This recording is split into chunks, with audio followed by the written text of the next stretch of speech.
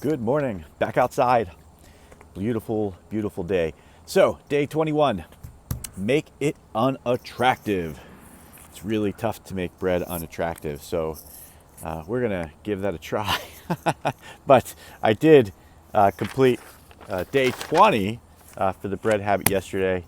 Yesterday, I got to watch my daughters win a softball championship tournament over the weekend, which is fun. And that concession stand, literally the only thing I could eat from the concession stand was a pickle. So that's what I ate, which is just fine and dandy for me. So, cue, craving, response, reward. We're looking at the second step today, and that's craving. The inversion of the law, which is make it attractive for behavior, is make it unattractive. So as we look at that, every behavior that we do really, it's got our surface level craving and then that deeper motive that really starts to dig down into our needs. Like when I look at bread, I look at cheese bread, cinnamon raisin bread, flatbread, French toast, bagels, French toast bagels. Oh man, I look at all those different types of bread, right? Like that is the craving, but the need isn't bread. I don't need bread to survive, right? Maslow's hierarchy of needs breaks these down. There's physiological needs, which include the food, the water that we drink, rest. There's safety, which is safety. Right? We have a feeling of belonging where we need intimacy and that love and relationships. We have a sense of esteem where we want prestige, and then our self-actualization, which is where we work to improve ourselves over time and actually reach our full potential. So usually our cravings are going to fit one of those needs.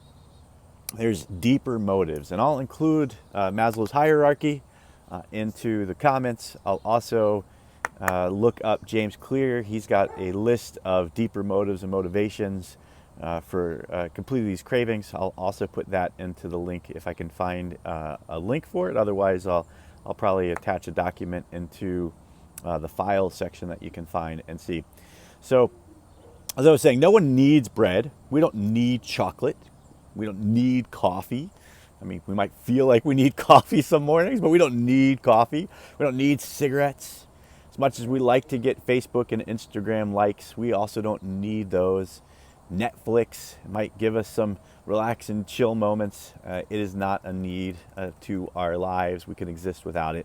We definitely don't need video games. So as we look at the different habits and routines that we have in our life, those regular routines and those regular habits have these deeper needs that have created them in our lives. So like if you go through that day and you look through your cues and you look at your routine and you look at your habits and you really dig into them, one of these needs is going to be behind it. Most products that we buy, whether it's a web app or food, fills one of those needs as well. So our habits are the modern day solutions behind these ancient desires, these desires that we were born with. One reason that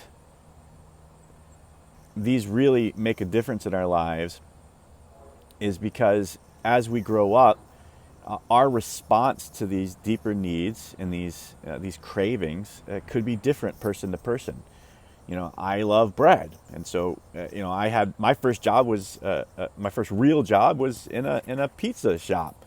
So I ate pizza when I was having a good time, and I ate pizza when I was having a tough time, and I ate pizza for a lot of different things because it was the food that was available at a discount, and if there was a mess up, it was free, right? So, like, I ate pizza a lot. I loved bread a lot, and so my response to a stressful situation or a fun situation was to eat more pizza. Other people may have been responding to those same situations by going for a run with their track team. They had a good day, they went for a run. They had a bad day, they went for a run. They relieved their anxiety by running. I relieved my anxiety by eating pizza. Two different scenarios that are going to play out much differently over that compound effect in long term.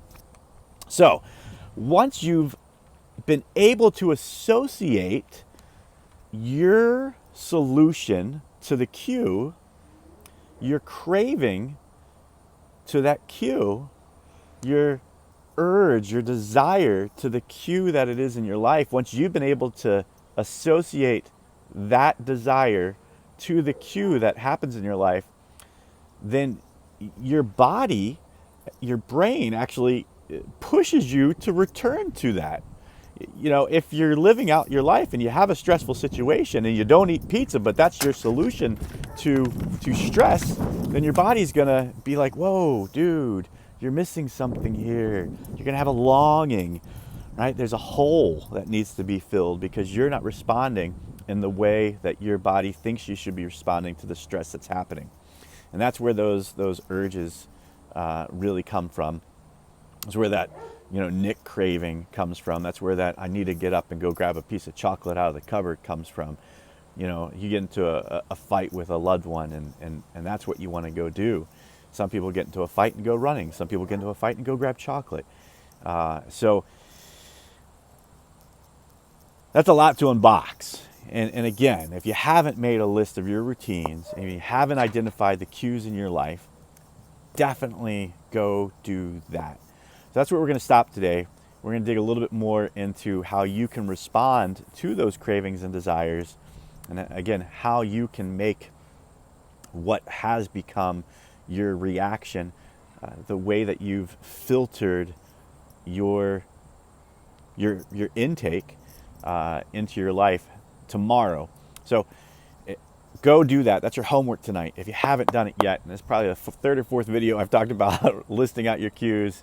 If you haven't done that yet, go do that and come back tomorrow and we'll list and start learning how to respond to that. So thanks everybody. See you then.